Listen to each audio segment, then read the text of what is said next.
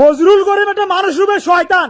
সে কতটুকু নিবু খারাপ হলে সে জামাতের 11 দলীয় জোট থেকে বের হয়ে সে বিএনপিতে যোগদান করছে। তো আমার কথা হইলো, তুই যদি বিএনপিতে যোগদান করবি তো তুই জামাতের লগে আগে খেলাটা কেন খেললি?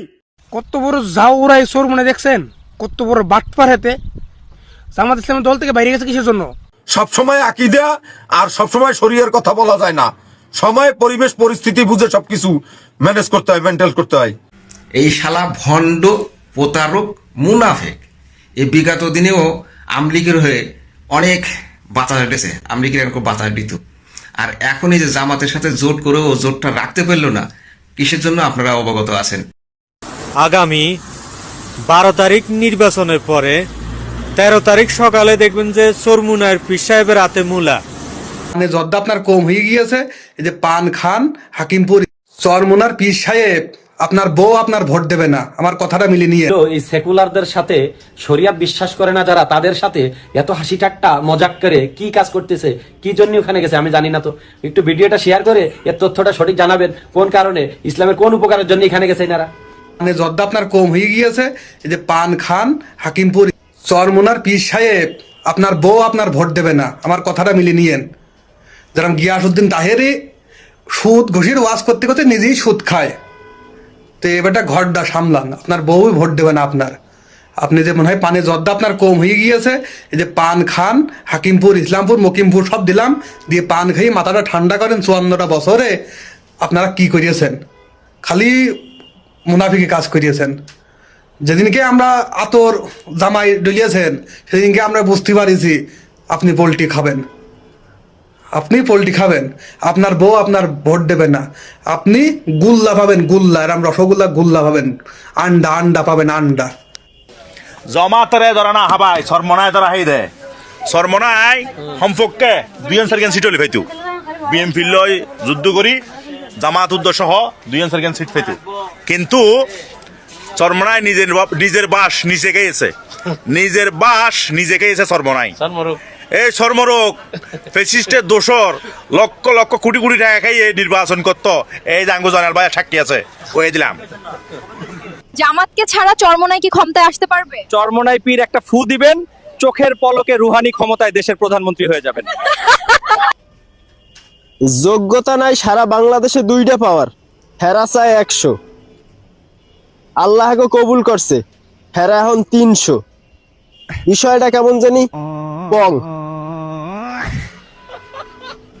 ফয়জুল করিমের বিগত দিনের নির্বাচনের ফলাফল 1991 সালে 0.27% আসনে একটাও নেই।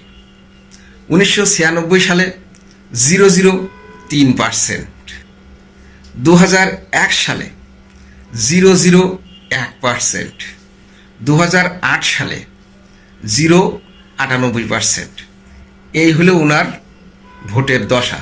আর উনার নাকি 143 আসনে এ গ্রেড পাবে। এই শালা ভণ্ড, প্রতারক, মুনাফেক এই বিগত দিনেও আমলিগের হয়ে অনেক বাতাস উঠেছে, আমলিগের এরকম বাতাস দিত। আর এখন এই যে জামাতের সাথে জোট করেও জোটটা রাখতে পারলো না, কিসের জন্য আপনারা অবগত আছেন। ওই যেদিনকে আতর মালিশ করল না, এভাবে আতর মালিশ হাসি ঠেসি, ওই তারপরের দিন থেকে উল্টোপাল্টা বক্তব্য দেওয়া শুরু করেছে। আর সে কারণের জন্য এই কাজটাই করেছে। ও জামাতের সাথে মুনাফিকি করেছে, এই 10 দলের সাথে বেইমানি করেছে। এই মুক্তি ফয়জুল করিম অরিজিনাল একটা ভণ্ড, প্রতারক। জামায়াতের আমি ডাক্তার শফিক সাহেব হাত পা খাকে কুৎসা ধরছিলেন, মনে করছিলেন এই হাত পাখার বাতাসে দেশবাসীকে শান্তি দিবেন। কিন্তু আপনার জানা নাই এই হাত পাখা সাধারণ কোনো পাখা না, এটা মারফতি পাখা। এই পাখার ব্যবহারের পদ্ধতি আছে, সেটা কি জানেন? সেটা হলো এই পাখার বাতাস এইভাবে খাওয়া সম্ভব না, কারণ এটা মারফতি পাখা। এই পাখার বাতাস খাইতে হইলে পাখা এইভাবে ধইরা নিজের এইভাবে হিলাইতে হয়, এইটাই মারফতি পাখা। আমরা অনেক সময় ভাবতাম যে আলেম ওলামারা, ইসলামিক লাইনের লোকগুলা যদি একসাথে ঐক্যবদ্ধ হয়ে রাষ্ট্রীয় দায়িত্ব পালন করে তাহলে এই দেশে শান্তি আসবে। এরকম একটা চিন্তা চেতনা ভাবনা আমাদের সকলের ভিতরেই আছে। যাক, আওয়ামী লীগ সরকার যাওয়ার পরে দেখলাম যে চরমোনাই জামায়াত ইসলামী সহ অনেকগুলি ইসলামিক দল ঐক্যবদ্ধ হয়ে তারা একটা প্ল্যাটফর্মে এসে একসাথে মিলেমিশে নির্বাচন করার চেষ্টা করতে আছে। আমরাও খুশি হইলাম যে অন্তত এবারেই ইসলামিক সরকার যদি পার্লামেন্টে যায় বা সংসদে যায়, অন্তত আগের চাইতে অন্যায় অপরাধ অনেক কমবে, চলবে, দেশ ভালো চলবে, আমরা ভালো থাকবো সাধারণ মানুষ যারা আছি।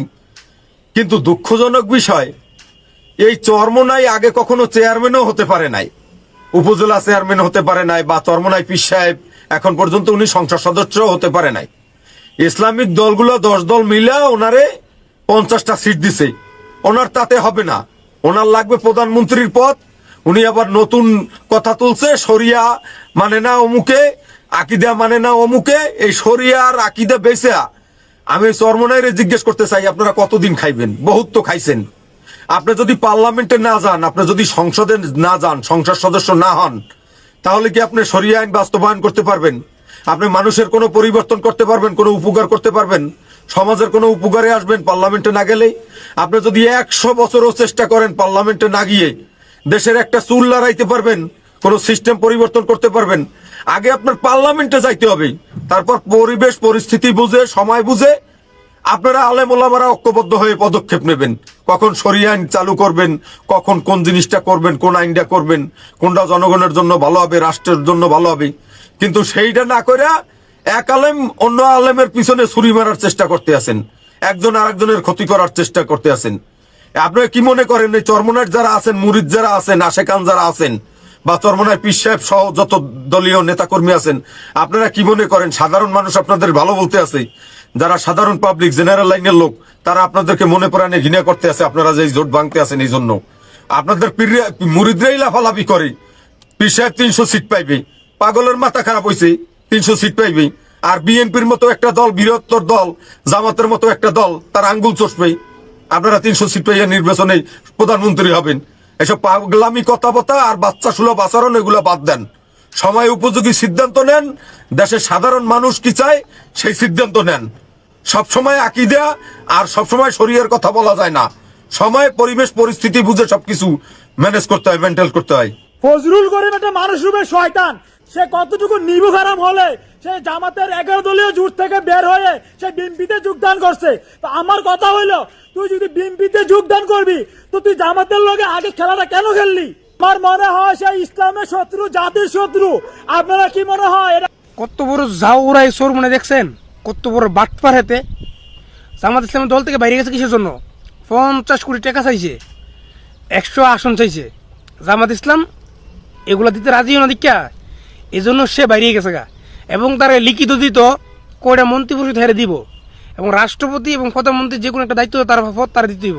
যে বেটার জীবন নির্বাচন করতে জয় লাভ করে নাই, সে বেটার বড় বড় পরিষদগুলো দিত। যার কোনোদিন কোনো টিভির চ্যানেলে কোনো টক শোতে ডাকে নাই, সেই লোকের কিভাবে এত বড় বড় দায়িত্ব দেয় কিভাবে বলেন? এখন মানুষকে বুঝাইতেছে জামাত ইসলামের সাথে ইসলামিক আইন দিয়ে মিলে নাই, ওই জামাত ইসলাম শরিয়া আইন দেশ চালাইতো না, এই জন্য দল থেকে বাইরে গেছে গা। জামাত ইসলাম কোরআন আইন অনুযায়ী দেশ চালাইতো না, এই জন্য দলটা বাইরে গেছে গা। অথচ বাটপারে 50 কোটি টাকা দেয় না দীক্ষা, 50 কোটি টাকা দিত অথবা রাষ্ট্রপতি দায়িত্ব দিত। এই তো বড় নিমু হারাম বাটপারি করতে করতে খাইতে খাইতে জিব রয়েছে লম্বা, ওই যে মুরিদের টাকা খাইতে খাইতে জিব রয়েছে লম্বা। এই চরমোনাই হুজুরের বক্তব্য না হাফিজুর পানসির দিকে মনে আছে 70 কোটি টাকা মেরে দিয়েছিল এহসান গ্রুপের, এটা হলো চরমোনাই তো হুজুরের বক্ত। ঠিক আছে, এই বাটপারে জামাত ইসলাম বাইরে দিয়েছে। হাজার হাজার শুক্রিয়া আদায় করি জামাত ইসলামের জন্য নির্বাচন ফাঁস করার জন্য, জয়লাভ করার জন্য 100+ হয়ে নিছে। এই বাটপার থাকলে একবার হায়ালে তো দলটারে। আগামী 12 তারিখ নির্বাচনের পরে 13 তারিখ সকালে দেখবেন যে চরমোনাইয়ের পীর সাহেবের হাতে মূলা, চরমোনাইয়ের পীর সাহেবের হাতে দেখবেন যে মূলা। এই কথা কি জন্য বললাম? চরমোনাইয়ের পীর সাহেব জোট ভাঙছে মূলত উচ্চ কক্ষে আসন বেশি পাওয়ার জন্য। উনি উচ্চকক্ষে ধরেন না বেশি আসন পাওয়ার জন্য, কেমন জামায়াতের সাথে জোটে যদি নির্বাচন করে 50 আসনে করলো, 50 আসনের ভোট একত্র হলো। কিন্তু ওনার টার্গেট হচ্ছে যদি পুরা বাংলাদেশের চরমোনাই যে ভোটগুলো এগুলার যদি একসাথ করা যায়, যদি 10% ভোটও কালেকশন করা যায়, তাহলে ধরেন না উচ্চকক্ষে উনি 10টা আসন পাবে। তো আমি শুধু ওনাকে এই কথা বলতে চাই, হুজুর উচ্চকক্ষে আসন পাইতে হলে আগে হ্যাঁ ভোট জিততে হবে। হ্যাঁ ভোট জিতলে 180 কার্য দিবসের ভিতরে উচ্চকক্ষের সিস্টেমটা প্রতিষ্ঠা হবে। কিন্তু আমার মনে হইতেছে কি আপনার আওয়ামী লীগ আর বিএনপি মিলি দেখবেন যে সবাই না ভোট মারি দিব, না ভোট মারি দি হ্যাঁ না ভোটের যে সিস্টেমটা এটা হারাই দিব, তখন দেখবেন আপনি আপনার হাতে মূলা।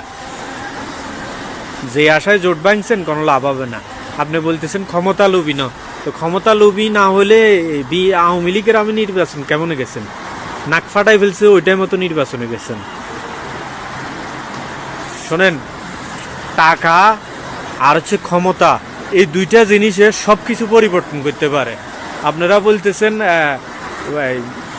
শরিয়া আইনের বিরুদ্ধে দেখি জামায়াতের কারণে আপনারা বাইরেতেছেন, এটা আমার মনে হয় যে আপনারা মিথ্যা কথাই বলতেছেন। আপনার মূল টার্গেট হচ্ছে উচ্চ কক্ষ। শরিয়া আইন আপনারা ক্ষমতায় গেলে তো আপনারাও প্রয়োগ করতে পারবেন জামায়াত সহ। বাংলাদেশের মানুষের হতাশ করে দিয়েছেন আপনারা। মানুষ চাইছে আপনাদেরকে ভোট দেওয়ার জন্য। আসসালামু আলাইকুম। হাসবো না কাঁদবো, অবশেষে 11 দল থেকে 10 দলকে বের করে দিছে সর্বনাই।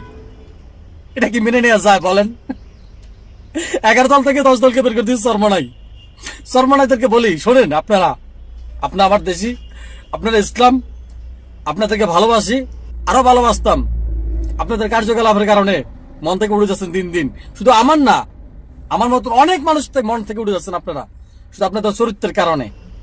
প্রথম চরিত্র আপনাদেরকে বলি, প্রথম ফার্স্ট আপনাদেরকে আওয়ামী লীগের সাথে লেজ করে নির্বাচন করছিলেন, তখন আওয়ামী লীগ আপনাদেরকে ফুটবল খেলছিল, ভুলে গেছেন। সেম কাজটা আবার করছেন এবার কিছুদিন আগে মেয়র ইলেকশনে, যখন সবাই বয়কট করছে তখন আপনারা মেয়র ইলেকশন করছেন। সেখানে আপনার এলাকার ভিতরে, আপনার দেশের ভিতরে আপনি মার খেয়েছেন। লজ্জা থাকা দরকার, লজ্জা থাকা দরকার। আপনার মেয়ের বিয়েতে আপনার স্বরাষ্ট্রমন্ত্রীকে, আওয়ামী লীগের স্বরাষ্ট্রমন্ত্রীকে বগল তলায় হাত দিয়ে কি সুন্দর হাসছিলেন, সবাই দেখছে কিন্তু ভুলে যায় নাই। যাই ভাবছিলাম অন্তত এই দেশটা একটু শান্তিতে আসবে এখন 24-এর পরে, সব ইসলামী দলগুলো ঐক্যবদ্ধ হবেন আশা করছিলাম। সবাই ঐক্যবদ্ধ হয়েছেন, ভালো লাগছিল, আপনারা আসছিলেন, আরো আনন্দ পেয়েছিলাম। এখন বলে কি জানেন, আপনাদের চরিত্র কখনো বদলাবে না, আপনাদের চরিত্র কখনো বদলাবে না। কারণ কি জানেন, আপনাদের ভিতরে প্রচুর পরিমাণ হিংসা, প্রচুর পরিমাণ অহংকার, প্রচুর পরিমাণ লোভ, এই 3টা জিনিস থাকার কারণে আপনাদের অধপতন অতি নিকট, অতি নিকট আপনাদের অধপতন। যার কারণে মানুষ বলে সর্বনাই নাকি ধর্ম নাই, সর্বরোগ আপনারা অ্যালার্জি, আপনারা আসলে বাস্তব প্রচুর পরিমাণ আপনাদের অ্যালার্জি। ঘৃণা হয় আপনাদের প্রতি, ঘৃণা হয়। আপনারা 120টা আসন চাইছেন, 100টা আসন চাইছেন। আপনাদের একবার চিন্তা করছেন 100 আসন দেওয়ার মতো জায়গা আছে, যোগ্যতা আছে কিনা আপনাদের? ওরকম প্রার্থী আসেনি কিনা আপনাদের? হ্যাঁ, আপনার এলাকার ভিতরে জামাত ছাড়া দেখে আপনারা পাস করতে পারেন কিনা? আপনাদের প্রার্থীর কথা বাদ, আপনারা নিজের এলাকার ভিতরে নিজেরা পাস করতে পারেন কিনা দেখেন তো। যার প্রমাণ মেয়র ইলেকশনে আপনার সিটির ভিতরে আপনি নিজে মার খেয়েছেন, আপনার নিজের সিটির ভিতরে আপনি মার খেয়েছেন, যার প্রমাণ। সাবেক আসছিল না আওয়ামী লীগ সরকার আমলে ওলামায়ে লীগ, আপনার সেই ওলামায়ে লীগের একাংশ। যান আবার লেজু করেন, এখন করবেন বিএনপির সাথে। বিএনপির সাথে লেজু করে তার বুঝতে পারবেন কত দানে কত চাল। দেখি এখন 300 আসন দেন আপনারা, একা হয়ে গেছেন না, এককভাবে নির্বাচন করবেন। এখন দেখবো 300 আসন কিভাবে দেন আপনারা, আপনারা কিভাবে পাস করেন দেখবো। আপনার এলাকার ভিতরে আপনি কয়টা ভোট পেয়ে পাস করেন দেখবো। ভালো থাকবেন, মাফ করে দেবেন সবাই প্লিজ। কথাগুলো খুব কষ্ট থেকে বলছি, কষ্ট থেকে বলছি।